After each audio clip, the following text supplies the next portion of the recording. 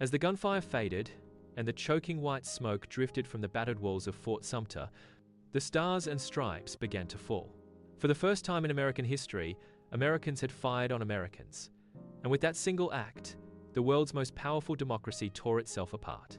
The American Civil War, a war born of rage, ideology, pride, fear, and the oldest struggle in the nation's history had begun. The war that shattered America.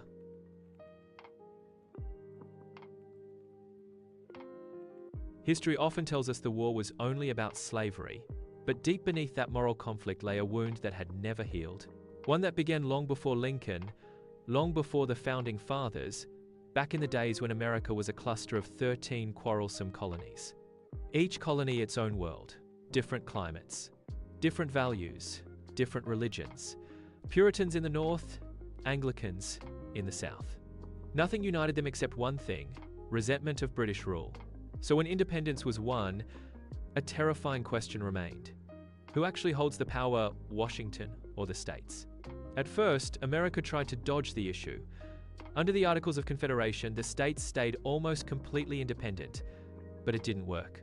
Chaos followed. America needed a stronger central government, and the Constitution was born. The South never forgot that compromise, and slavery turned that old resentment into a ticking bomb.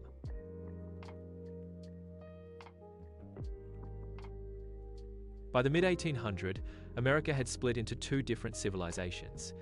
In the north, immigrants poured into New York and Boston. German regiments, Irish brigades, entire communities arriving daily. Industry exploded.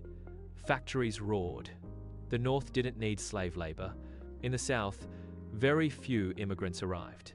Its economy depended on enslaved black labor on plantations, on farms, in towns. The idea of abolishing slavery wasn't just a moral threat, it was economic annihilation. So when Abraham Lincoln won the presidency in 1860, Southern leaders saw the writing on the wall. One by one, states tore themselves out of the Union. South Carolina was first a declaration of independence echoing the Revolution itself. The old question had returned with a vengeance. Does a state have the right to leave the Union? Washington said no. The South said yes. The answer would be written in blood.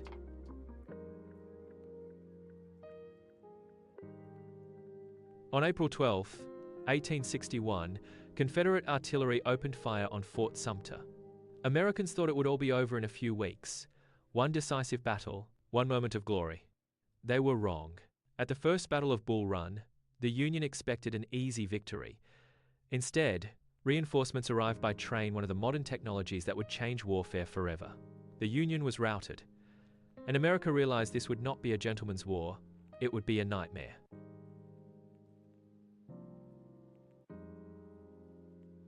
Among the early volunteers was a young immigrant from Yorkshire, Alfred Ballard. Like thousands of others, he had never fired a gun, never seen battle, never imagined what was coming. He wrote, "We were now full-fledged soldiers in the pay of Uncle Sam, only waiting for our uniforms and arms to make us feel like something more than common mortals." The romance of war would not last long.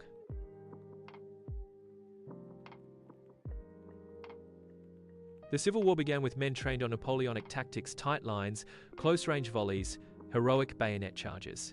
But the world had changed. Rifles were more accurate. The Minié balls spun with deadly precision.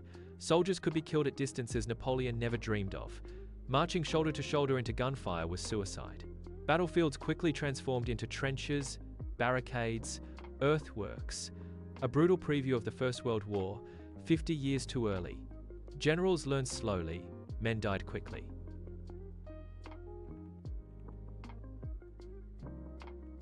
While the East drowned in stalemate, the West produced a new kind of leader.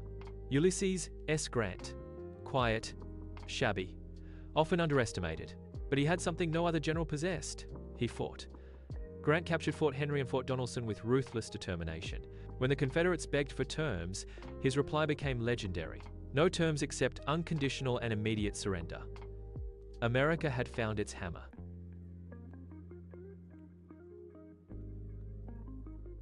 In September 1862, Robert E. Lee invaded the North.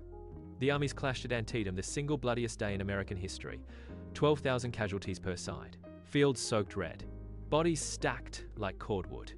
Lee held the field, but the price was catastrophic. Lincoln seized the moment. On January 1st, 1863, he issued the Emancipation Proclamation. The war was no longer just about the Union. It was a battle for freedom itself. The South would get no help from Europe. Britain would never defend slavery.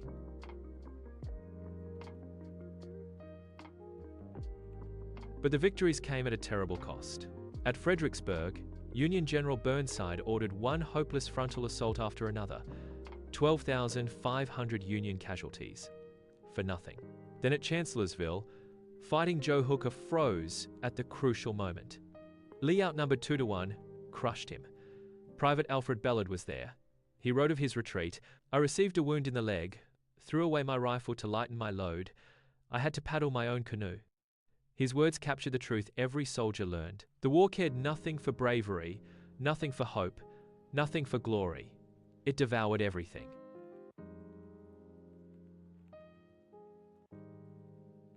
The Civil War would go on for 2 more hellish years through Gettysburg, Vicksburg, the Wilderness, Atlanta, and finally Appomattox. When it ended, over 620,000 Americans were dead. Slavery was destroyed. The Union survived, and the United States was reborn.